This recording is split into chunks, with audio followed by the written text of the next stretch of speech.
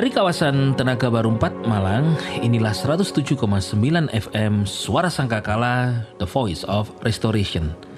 Suara pemulihan.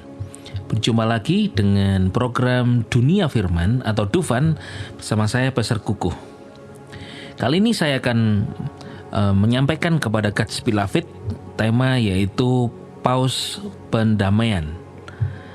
Hari-hari ini di negara kita, di Indonesia sedang heboh, sedang viral juga tentang kunjungan daripada pemimpin tertinggi dari umat Katolik dunia, yaitu Paus Fransiskus, di mana kehadirannya begitu sangat menggemparkan, mengebohkan, dan banyak umat Katolik dari hampir seluruh Indonesia juga perwakilan di kota-kota datang ke Jakarta untuk misa, beribadah bersama dengan Paus. Bahkan Paus sendiri juga bertemu dengan Presiden Republik Indonesia dan kemudian juga mengunjungi, ini yang heboh, mengunjungi Masjid Istiqlal dan bertemu dengan Imam Besar Masjid Istiqlal Jakarta yaitu Nasaruddin Umar. Bahkan heboh dan sekarang viral fotonya di mana-mana. Ada yang berkata ini foto termahal, yaitu foto yang termahal itu tentang Imam Besar Masjid Istiqlal Nasaruddin Umar itu mencium kening Paus Fransiskus, dan kemudian dibalas dengan Paus yang mencium tangan daripada Imam Besar Masjid Istiqlal ini Nasaruddin Umar. Banyak orang yang berkata, wow, ini adalah satu toleransi beragama yang luar biasa. Ini pertemuan antar agama mencerminkan hubungan harmonis antara Masjid Istiqlal dengan Basilika Kepausan Santo Petrus di Vatikan. Dan banyak yang berharap bahwa pertemuan ini bisa berpengaruh terhadap perdamaian atau pendamaian dunia dan seterusnya. Itu yang terjadi. Bahkan hal ini juga membuat saudara banyak orang-orang yang mungkin tidak suka dengan kehadiran Paus Fransiskus itu mereka berkata begini begitu tentang hal ini.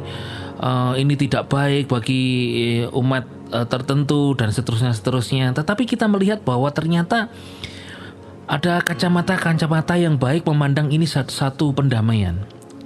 Paus pendamaian. Apa sih paus itu? Dalam tradisi umat Kristen Katolik ada sebutan khusus bagi pemimpin tertinggi. Masyarakat internasional memanggil pemimpin tertinggi mereka Katolik dengan sebutan Pope atau Pope. Adapun sebutan itu diberikan memang berbeda-beda dalam berbagai bahasa. Dalam bahasa Italia disebut Papa Francesco. Dalam bahasa Latin disebut Papa. Dalam bahasa Yunani disebut Papas. Dalam bahasa Indonesia menyebutnya sebagai istilah paus. Apa sih asal-usulnya? Sebetulnya baik kata papas, Papa Francesco artinya papa, ayah. Bapa, ayah. Nah, melansir dari berbagai sumber, sebutan bahwa paus di Indonesia itu adalah untuk pemimpin tertinggi gereja Katolik karena pengaruh Belanda. Saat zaman kolonial Belanda, para pastor menggunakan istilah mereka saat menyebarkan agama di Nusantara. Adapun pemimpin Katolik dalam bahasa Belanda disebut de paus. Sebutan de paus ini kemudian lama-lama disebut dengan paus oleh masyarakat. Itulah sebabnya kata daripada papas atau papa ini nyampe di Indonesia menjadi paus karena pengaruh sejak zaman kolonial Belanda adalah de paus kemudian menjadi paus. Itu artinya satu, Bapa. Jadi saya akan sharing kepada Bapak Ibu Saudara yaitu sebuah tema tentang Bapa pendamaian. Kedatangan paus di Indonesia itu memang membawa satu pesan damai, membawa pesan pendamaian Indonesia supaya damai, dan apalagi dengan bertemunya dengan salah satu pemimpin tertinggi daripada agama yang satu di Indonesia. Pemimpin ini disebut wah ini toleransi agamanya sangat bagus sekali. Nah, Saya kira memang firman Tuhan, Yesus pernah berkata dalam Matius pasal 5 ayat yang ke-9 dikatakan, berbahagialah orang yang membawa damai, karena mereka akan disebut anak-anak Elohim. Lepas dari agama Katolik atau Islam atau Paus ini pemimpin umat tertinggi Katolik sedunia, lepas dari itu, saudara, dia datang membawa pesan damai. Seharusnya kita anak-anak Tuhan tuh meresponinya ini adalah satu berita baik. Kenapa? Karena firman Tuhan berkata, berbahagialah orang yang membawa damai. Paus kan membawa damai, karena mereka akan disebut anak-anak Elohim. Anak-anak Tuhan itu seharusnya membawa damai. Kita bila tahu sesuatu itu membawa damai, kenapa kita tidak bersyukur dan memuji Tuhan? Lepas dari agama, lepas daripada ada yang berkata, oh Paus ini membawa, lihat logo-logonya, membawa mereka menyembah dewa matahari dan sebagainya. Ada banyak tuduhan dan macam-macam. Kita tidak tahu bagaimana kalau dia percaya bahwa Yesus adalah Tuhan, lalu dia membawa damai. Bukankah dia melakukan firman Tuhan? Tetapi kita anak-anak Tuhan seharusnya meresponinya bahwa siapapun yang membawa damai itu disebut dengan anak-anak Elohim, anak-anak Tuhan. Kita anak-anak Tuhan. Kenapa kita tidak meresponi sesuatu peristiwa yang membawa damai, apalagi mereka membawa agamanya? Kita anak-anak Tuhan juga seharusnya meresponinya dengan kata-kata damai, dengan pikiran damai, maupun dengan respon yang damai pula. Ada banyak nyinyiran memang dari agama tertentu, bahwa nyinyiran itu berkata bahwa wah ini tidak baik, kenapa begini. Seringkali kalau di dalam dunia politik, memang orang waktu berpolitik itu ada menjatuhkan, berpolitik itu ada persaingan, berpolitik itu ada permusuhan. Kedatangan Paus itu kan membawa damai. Kenapa kita tidak berkata dan memikirkan, oh ada damai? Ingat, kita sebagai anak Tuhan, Yesus yang adalah Raja Damai. Kalau tidak ada seseorang yang memunculkan satu kedamaian di negeri ini, lalu muncullah Paus membawa damai, kenapa kita tidak berkata bahwa itu dari Tuhan yang membuat Indonesia ini supaya berdiri tiang damai, pendamaian? Kenapa saya beri judul Dunia Firman ini dengan Bapa Pendamaian atau Paus Pendamaian? Karena arti Paus adalah Bapa atau Ayah. Seharusnya Tuhan itu memanggil kita menjadi pembawa damai. Kalau Paus bisa membawa damai ke Indonesia, antar umat agama bisa damai, seharusnya saya dan God's beloved, kemana kita pergi, kita harus